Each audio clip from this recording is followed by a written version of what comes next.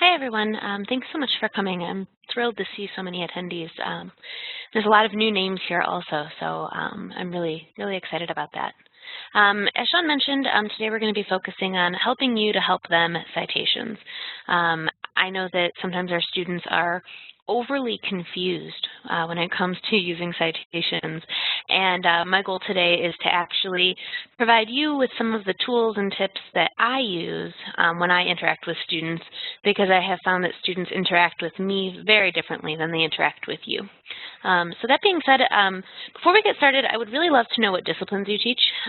So if you wouldn't mind typing into the chat or to the Q&A to let me know, who's in the humanities, social sciences, and whatnot, because that might help kind of steer some of our conversation towards the end of the presentation today.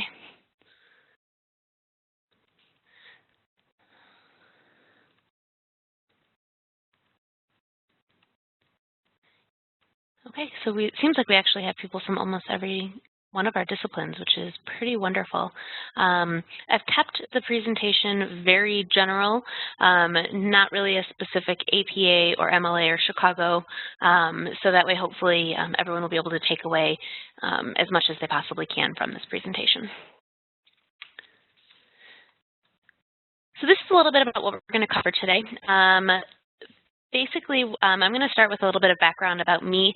There's a lot of names here that I recognize, but there's even more than I don't. And so I'd like to tell you a little bit about me and kind of why I'm here and what I wanted to talk to you about. Then we're going to move on to the basics.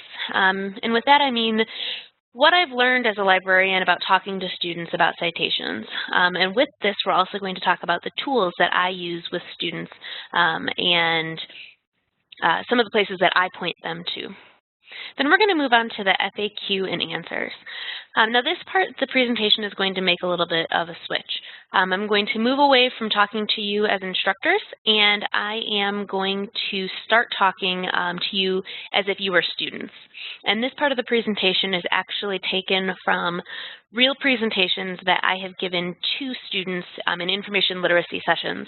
So you'll notice that the tone definitely changes, and I become a lot more informal. Then after that, we're going to look at what is coming down the pipeline from the CCC Online Library. We've got some great things that are coming, and I think you're going to be excited about them. I know that I am. After that, I'm turning it over to you and going to give you an opportunity to talk to each other, talk to me, talk about kind of what issues you've had, things that you've noticed, and the like. So a little bit about me. I started at CCCO in July of 2014. I'm not new to online education. I did my master's degree from University of Wisconsin-Milwaukee online. I graduated there in 2011. I also am an online adjunct instructor for Illinois Central College, which is located in Peoria, Illinois. I teach for the Library Technical Assistance Program, which is an associate's level librarian certificate program. I teach special topics, electronic resource management, as well as introduction to research and other information literacy skills. Prior to coming to CCC Online, I managed the electronic resources for a college. I was also a youth services librarian. My primary interests as a librarian involve open educational resources, information literacy, and accessibility. I think it's extremely important that we make education available to everyone, regardless of their ability to pay and their ability to access resources. All right, so that's a little bit about me. We're going to go ahead and move on to kind of the basics of helping students with citation issues, and then on to some tools that I hope that you will find helpful when it comes to answering student questions as well. As Sean mentioned, anytime you have a question, go ahead and type it into the Q&A box. I will try to answer as I go along. If I miss something, though, put your hand up and let me know, okay?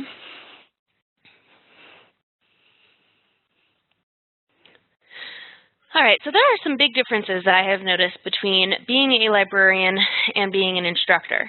When I am a librarian, wearing my librarian hat, I've noticed that students are a lot more friendly with me, and quite frankly, they're more honest. They seem to be embarrassed that they couldn't find the resource that they wanted, that they couldn't find the answers to their questions. They don't know how to format something.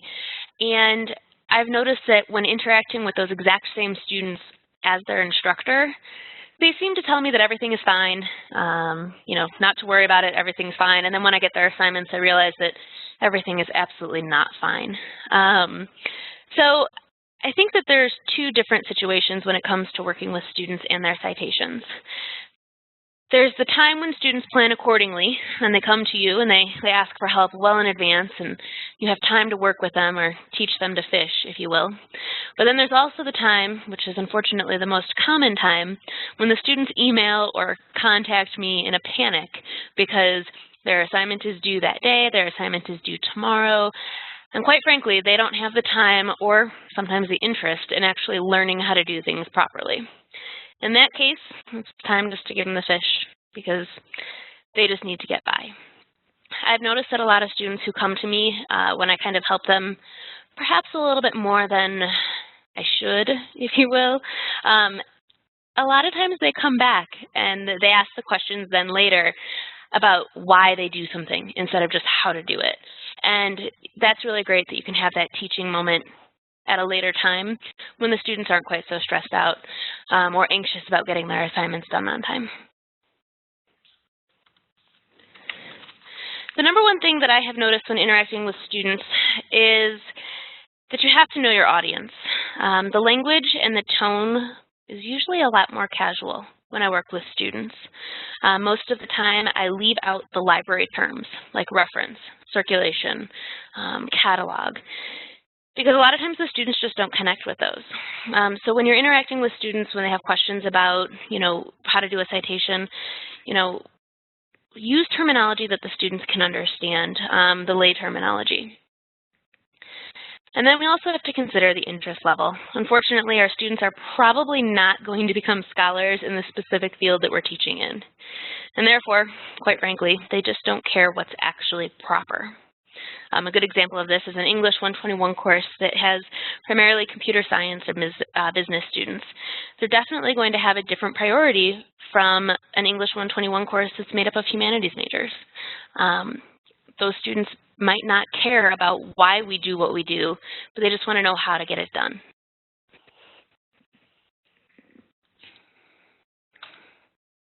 All right, so these are some tools that I use with students pretty frequently. I do not ever just write a citation and give it to the students. I also will never just tell them how to do the in-text citation. I point them in the direction of a tool where they can generate their own citation, or they can see exactly what's needed for those in-text citations. So one of my favorite tools to use is called NoodleTools. And NoodleTools is actually a citation creation and paper organizational tool created by librarians. And unfortunately, you have to subscribe to it, but they do have a free version that allows you to just create a quick citation in either MLA, APA, or Chicago Turabian format. And that's called NoodleTools Express.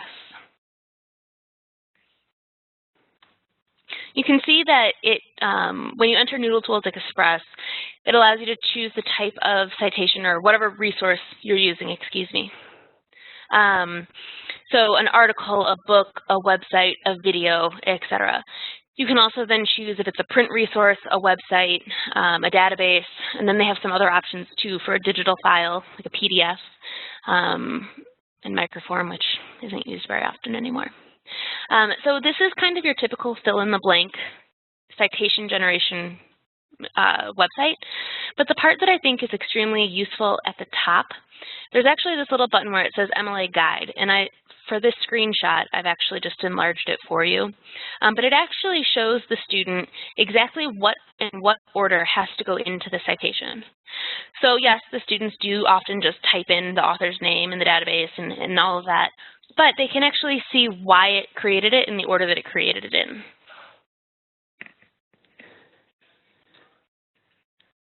Another great tool is from University of North Carolina.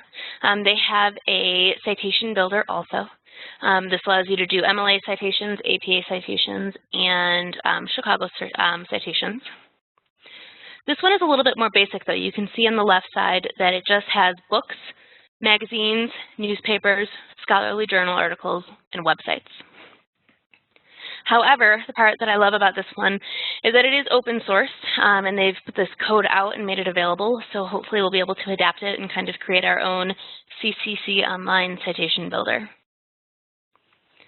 As with NoodleTools Express,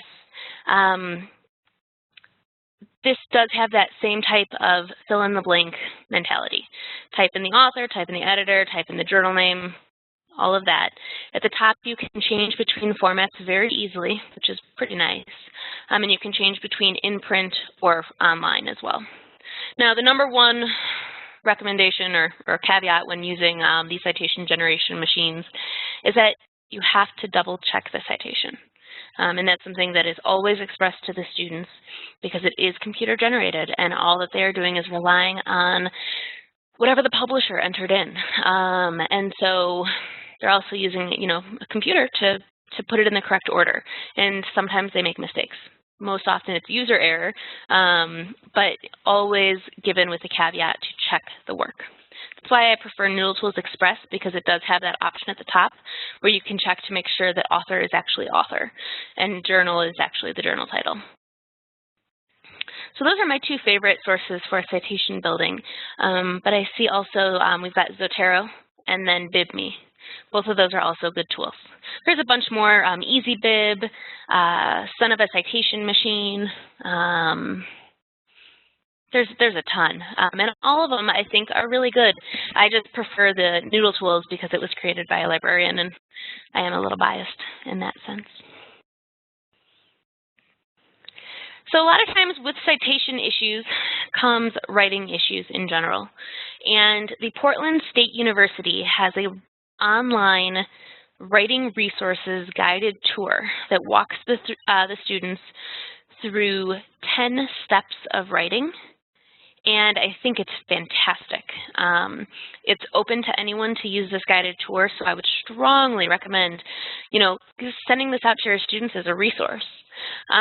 Basically, it tells the students, the first step is understanding the assignment.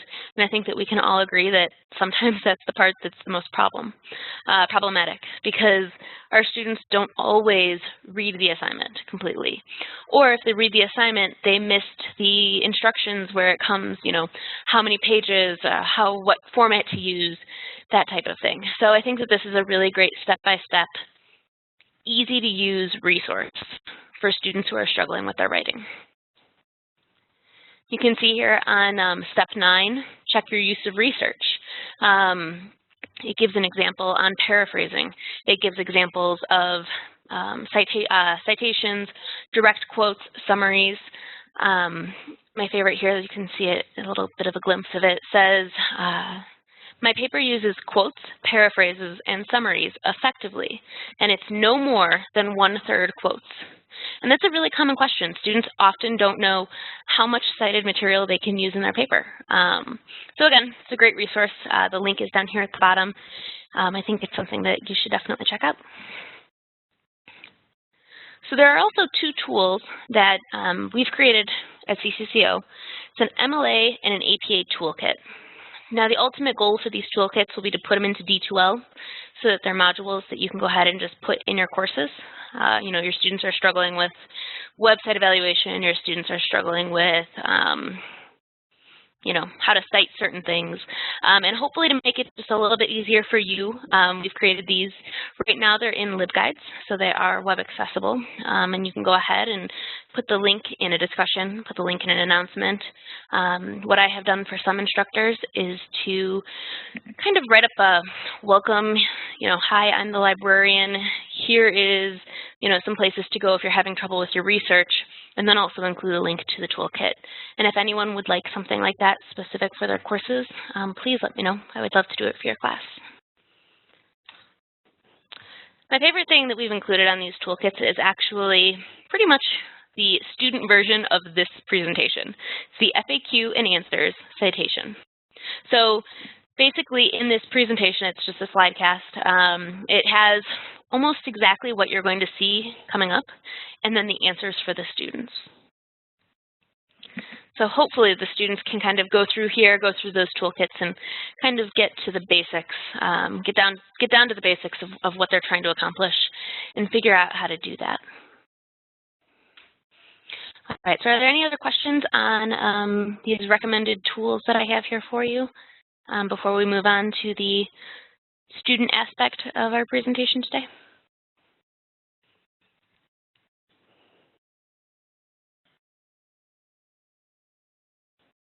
Okay, then I am going to go on and I will stop and check the Q&A box if there are any other questions. All right, so like I said, moving on to the frequently asked questions and answers.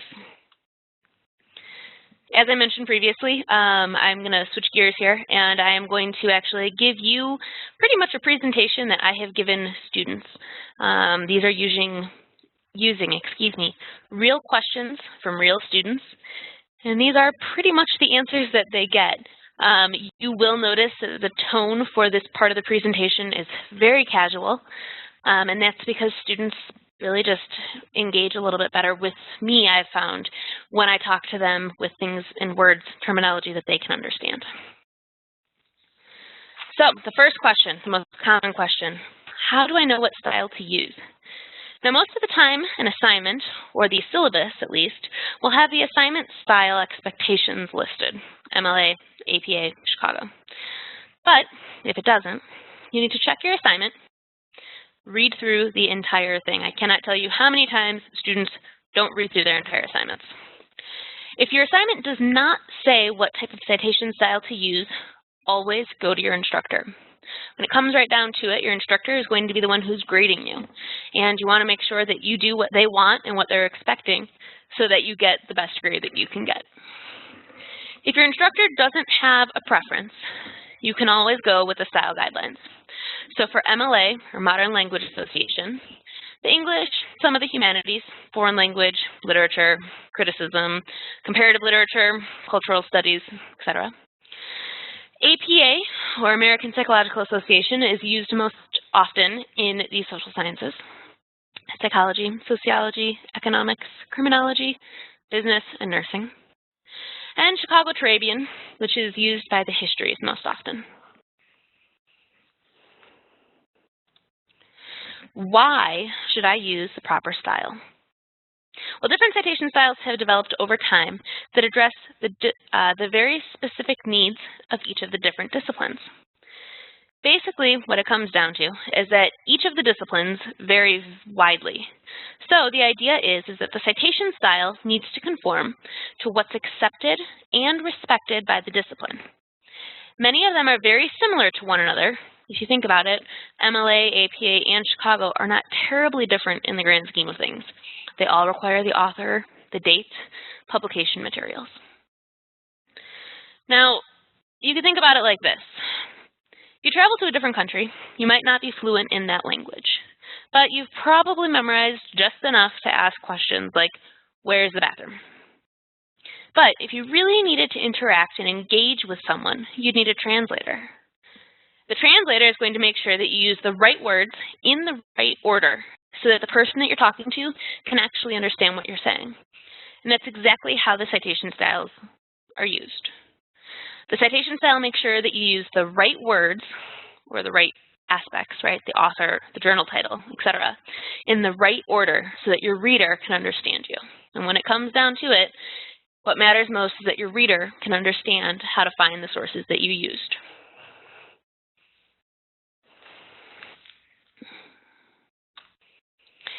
All right, so probably the best question ever. Why do we have to use citations? Using citations, they give credit to the sources of the information and ideas that you use when you write your paper. They also allow you to follow up, your reader to follow up and locate the resources that you've used. It provides evidence that you actually did research, and it also assists in avoiding unintentional plagiarism. Now, unintentional plagiarism is when you think you didn't mean to, you didn't purposefully copy the words directly from an author, but you grab an idea and you use that idea, but it wasn't yours. It's a really big cause of plagiarism, and by using citations, you give credit to the right places. Basically, anything in your papers that you don't credit should be your original idea.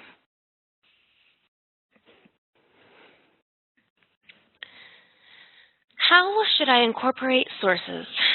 Now, a well-written paper should have quotes, paraphrases, and summaries intermixed with your own words. We'll get to kind of those definitions in a few minutes. But using the quotes, paraphrases, and summaries basically supports your ideas and your credibility. It can also allow you to use multiple viewpoints, and it provides emphasis by using the author's own word. If it's a really important idea or the basis of your entire argument, when you use a direct quote, you're showing how important that idea really is. The great way to use these three things is to intermix them with your own words enough so that your paper is still in your own voice. Now, no more than 1/3 of your paper should be a quote, a paraphrase, and a summary. The rest of that paper, 2/3, should be in your own words. And likewise, of that 1/3 of a paper, you shouldn't have more than 33% of either a quote, a paraphrase, or a summary. You should have a good mix.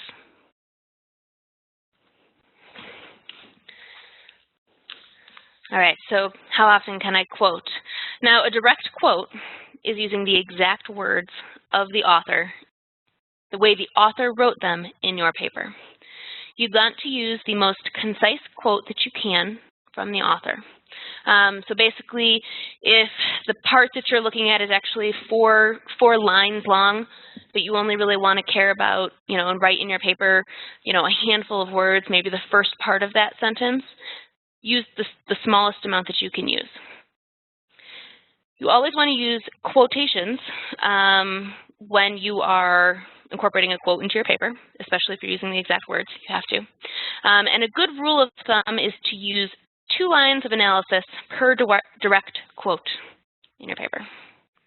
That means 2 sentences of your own thoughts, your own arguments, your own ideas that directly relate to the direct words of the author of your original source.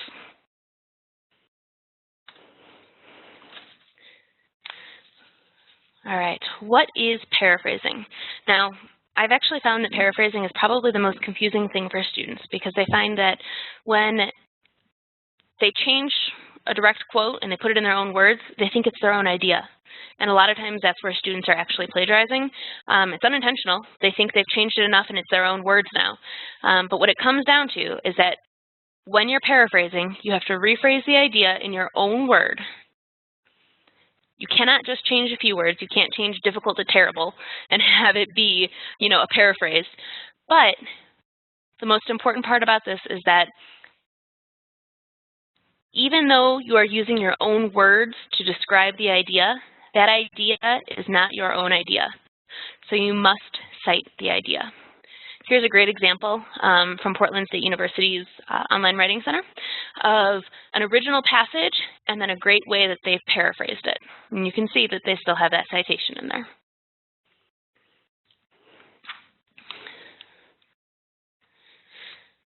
So, when do I need to cite? Well, citations are necessary for a couple of different times. They're necessary whenever you refer directly to someone else's work or ideas. You either refer to that person by name, the author's name, you refer to the title of the work that you're talking about, if it's a journal article, or you refer to the title of the journal. You must use citations whenever you're using a direct quote. And again, a direct quote is whenever you're using the exact words, the exact way they appeared in your source. Whenever you've paraphrased, which is taking an idea and putting it into your own words, and whenever you've summarized. Now, summarizing is basically a very long version of a paraphrase, right?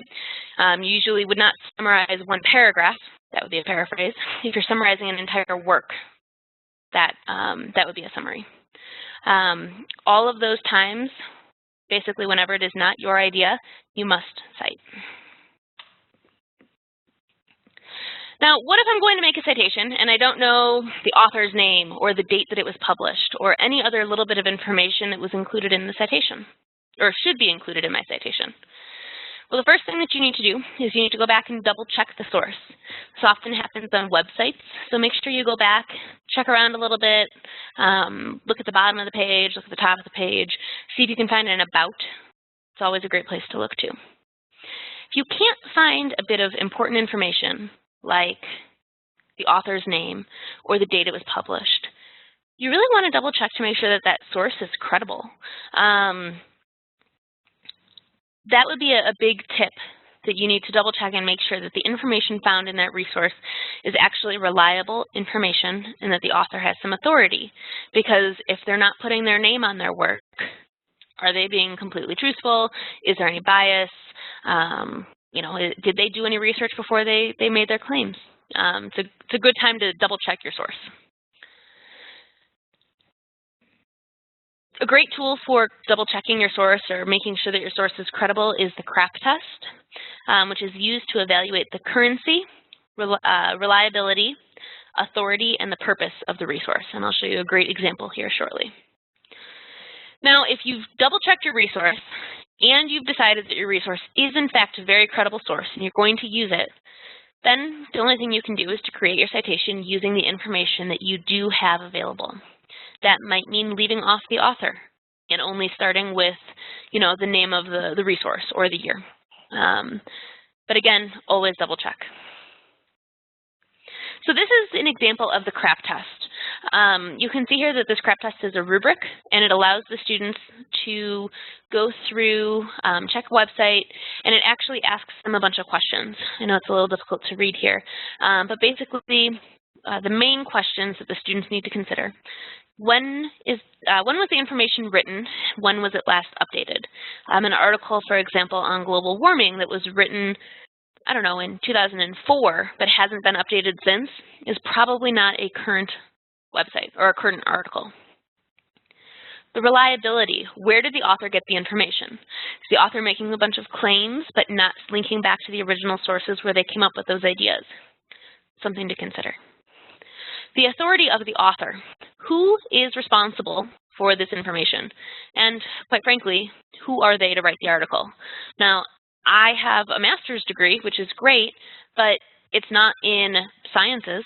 It's not in, you know, something that would make me a reputable author for global warming article. Oh, here we got a question really quick. So can you cite your own previous unpublished work if you list it in your references? For example, I am writing again on a certain XYY chromosomes and behavior, and I cite a paper I wrote for senior honors CU way back when. Can I say in my research, looking at the court cases that we're using the, I looked at the court cases. If you still have that work, even if it was unpublished, you can use that work as a resource. And then, yes, you'd want to put that it was an unpublished piece of work. But if you have that original work, what might actually be a better option would be to go back to where you found that original court case. So instead of citing that you looked at the court cases, why not go back to the court cases and then cite those original court cases? Oh, okay, yeah, if you're using it as your summation, you can do that way. What I always tell students is to go back to the original source whenever possible. So if an author in an article, for example, says, you know, if it's an article that I'm writing and I say, well, Emerson says this, that, and the other, the student should always go back to Emerson to cite Emerson versus citing me citing Emerson. Does that make sense?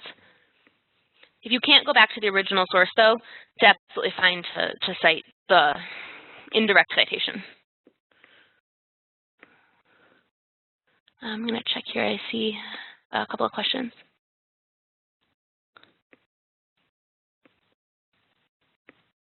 So we have a question here asking if it's possible to get a copy of the CRAP test. Absolutely. I have it available in the MLA and APA citation toolkits, and I can also email you a copy.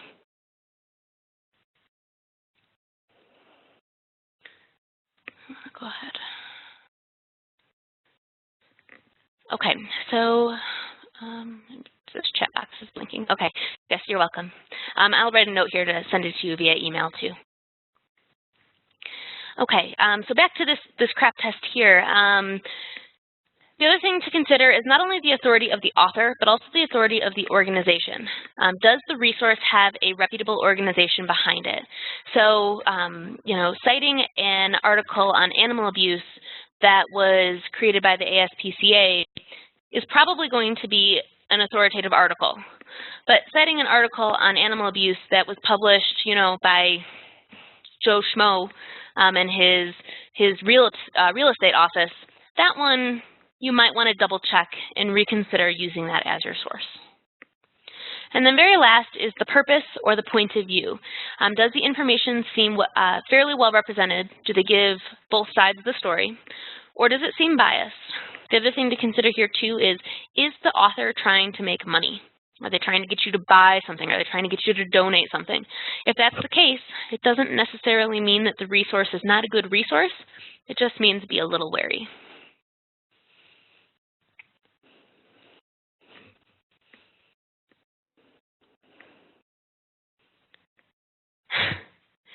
So Cherry mentions that she had a student do a paper on evolution and disproved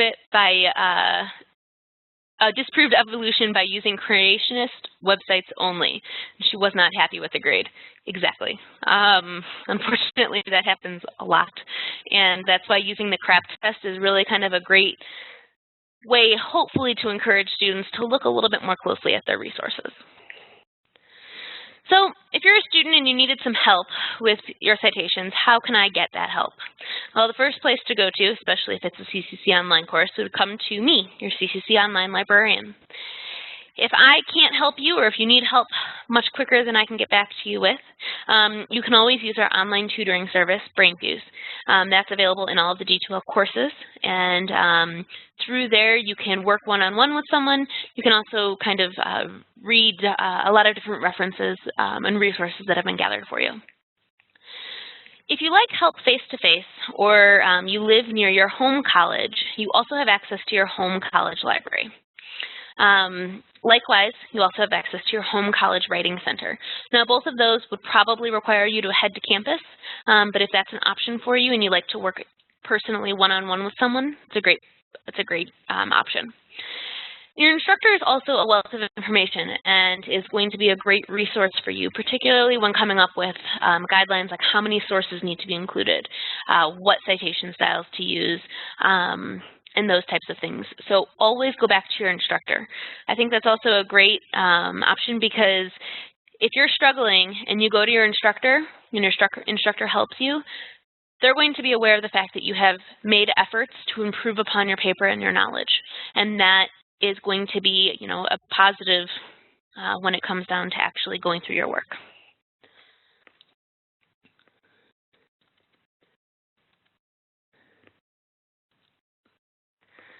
Okay, so that actually concludes kind of the most commonly asked questions that I have from students, as well as the different ways that I answer them.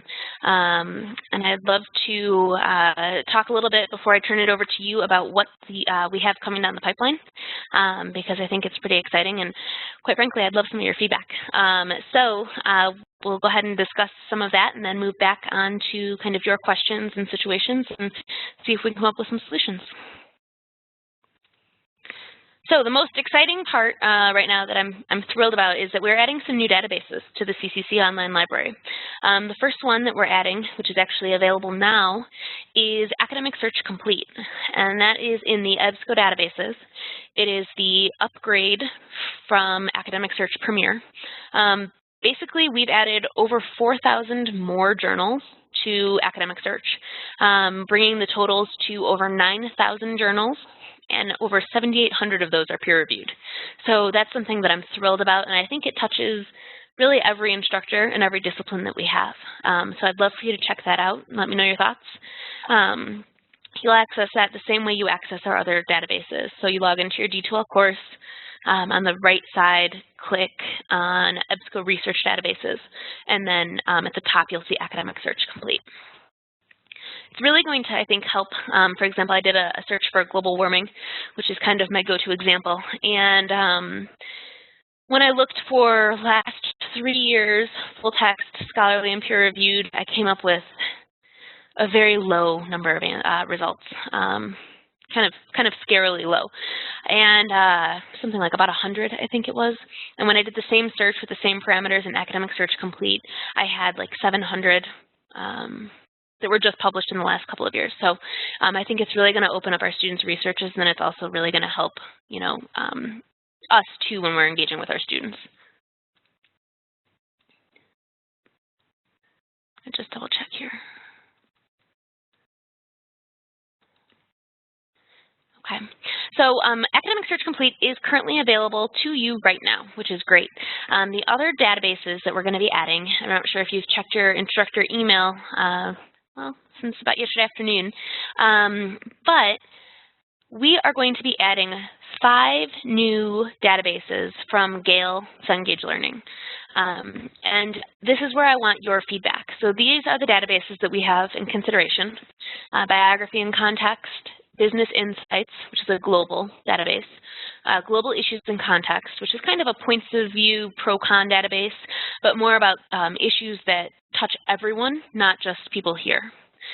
Lit Finder is actually a really cool full-text database that has over 9,000 full-text full works.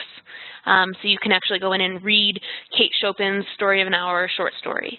There's plays, there's speeches, there's all sorts of things, so that's pretty cool. Then there's Opposing Viewpoints in Context, which is another pro-con database, but it really focuses on issues here in the U.S.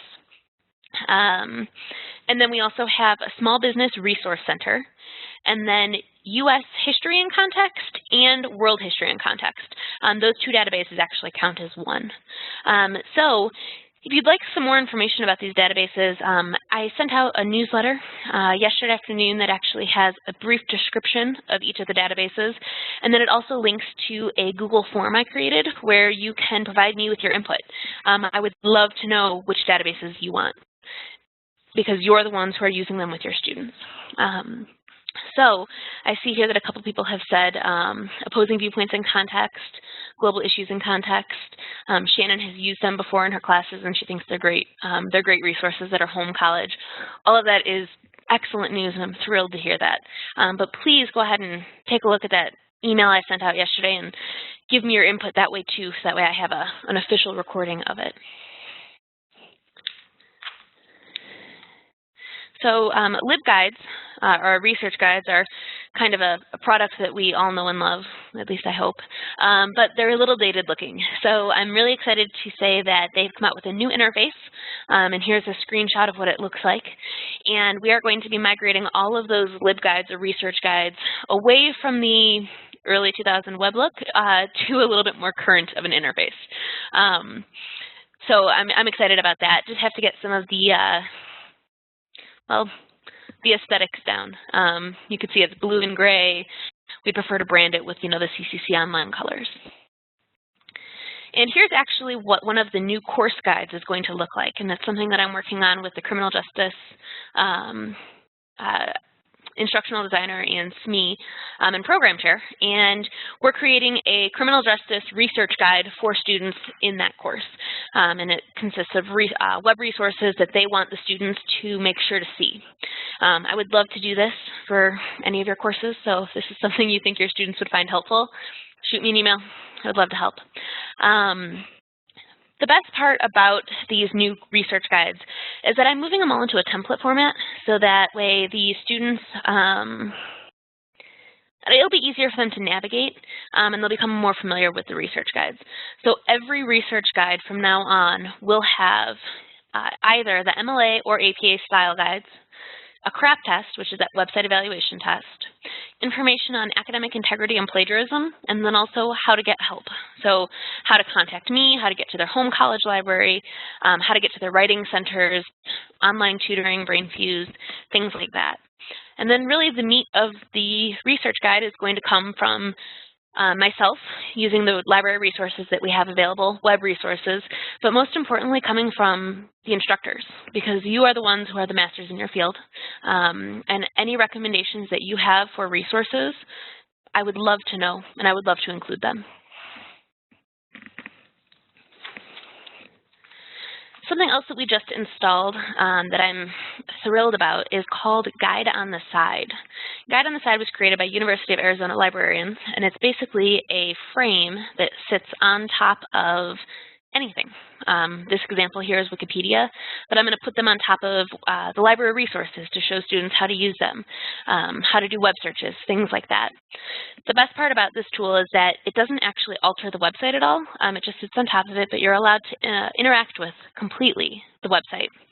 Students use the buttons on the frame to navigate through the instructions. You can see here, basically, you're now at the Wikipedia page for photography. Locate the contents section, and then history and evolution, and then it asks the students a question. Now, in this case, I picked the wrong answer. So it actually gives information about, how to find the right answer. At the very end of it, it collects it as a quiz, and the results can be emailed.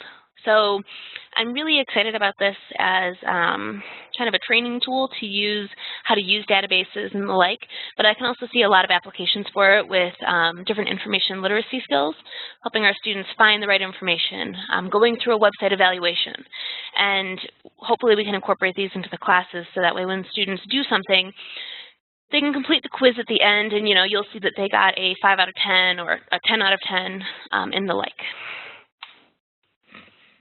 So those are my two,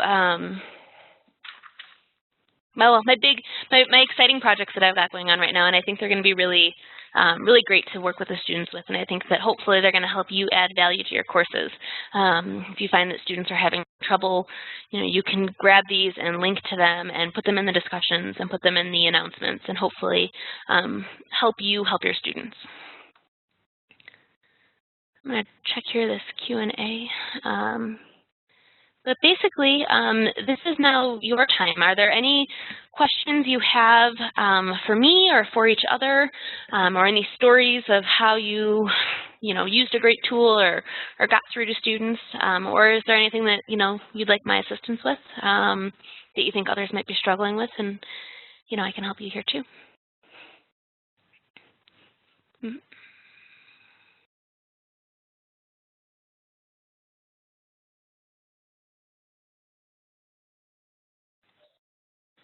Well, while you're thinking here, oh, go ahead.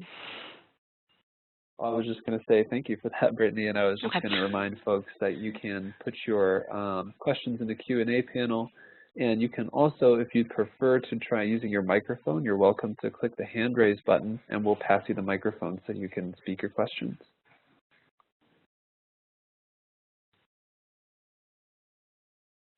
Okay, while you are all thinking, we have one other Q&A. So the college expects me as an anthropologist to know the difference between APA, MLA, etc., and that's not the specialty. Puts a lot of pressure on instructors to be English teachers. Anthropology uses Chicago, so I know that, but CCC Online uses APA. That's really the crux of the problem, isn't it? That all of our students are really struggling with citations and how to use the proper style, and it's not something that everyone is an expert in. But just like I'm definitely not an expert in anthropology, and I would defer students to you, I'm happy to work with you and with your students. We can set up asynchronous instruction sessions, something that maybe you can offer as extra credit for your students, where we can do, either a live demo or record a video and incorporate some sort of active learning activity into it where the students have to complete it for points. I love to do things like that. And if that's something that would help you help your students, please just let me know. And I would love to work with you to create something. So Kay wants to know if we can have a video for students just like this. Yeah, absolutely. I would love to make a video for your students that you can incorporate into your course. And that is on my list. It's actually the first tutorial video, if you will, that I want to make. And as soon as it is done, I will kind of fast track it here. But as soon as it was done, I will send it out, and you can use it anywhere you want. So one way that I try to bring value to citing sources is have the students read an article and locate the sources used by that author. That's a great it's a great activity to have students do. A lot of times they don't realize that that article that they've read actually came from other sources. And I think that by requiring the students to go back and find those original sources, we're reinforcing that even these scholarly articles, that are supposed to be the authority, are doing what we're asking our students to do. And I think that that kind of shows our students why we're doing what we're doing. It's a great activity. I do well by telling my students that I am dyslexic and citations are difficult for me. So I recognize the problems and that we should all look up how to do a specific format. We should look it up together. Photos are especially difficult, whether it's the internet or ones they take. BibMe is great for photos and other odd things. To be honest with you, I think that citations are difficult for everyone. I prefer MLA format. But that means that when I have to go look at APA in Chicago, I can do it, but it takes me a while. I've got to go back and refresh my memory. So I think that telling our students that we're real people too kind of makes them think that we're humans and hopefully forgive us for maybe some mistakes that we might make. Okay, I have a question here about the college's view on Wikipedia. She does not allow it to be used in papers or projects, but in discussions it's okay. I think that as far as I know, that there is no official view on Wikipedia. My personal view is that Wikipedia is a great starting resource, but it should not be used as citations. Or used as a reference in your assignment. So with my courses that I teach, I tell students that they can go use Wikipedia to start. But then at the bottom of Wikipedia, they need to go to the reference for the ideas or the facts that they want to cite. Go back to that original source and then evaluate that source. So if you notice at the bottom of a Wikipedia page, or even after every idea, they have the, the superscript? The footnotes, sorry. So tell the students to go to those footnotes and then go ahead and get those original sources and use those in their assignments. Kristen asks, let's see here. She has a significant number of ESL students who absolutely do not understand the citation in concept, much less detail. It's very frustrating, and like Sherry said, I have to spend an inordinate amount of time trying to teach citations instead of science. Any overview types for ESL so they can begin with the basic ideas. The toolkits that I mentioned before are pretty good as a basic overview. I took a lot of different information from different sources and basically just put the facts down. So I think those would be a really good source for your students, but I would be happy to create something specific for your students. You can kind of give me, if you want to send me an email with kind of some of the larger issues or problems that the students are having, I would love to put together, a video, a tutorial, or even a research guide for your course specifically about how you want citations to be used in your classes. Different good resources, different ways, if you're doing a lab report where it has to be cited, that kind of thing. Okay, great. I changed the slides so it has my contact information up there. Please send me an email, and I would love to work with you on that.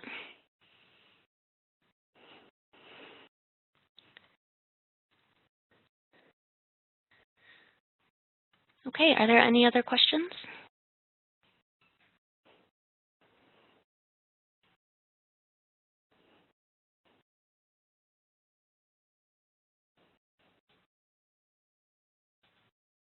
Okay, if not, I will again urge you to please go check your emails and respond to my survey question because I want you to be heard. And I would like to be able to offer you the resources that your students need. And I know that we have some areas that need some improvement, so I think that this is going to be a great way to get that started. Thank you. And again, to those who have questions about their individual courses or can think of tools that they might need for their students, please let me know because I would really love to help you with it. Awesome. Thank you so much, Brittany, for taking the time to share that information with us today. And thanks to all of you folks for coming and attending. We always appreciate your participation in all of our professional development activities.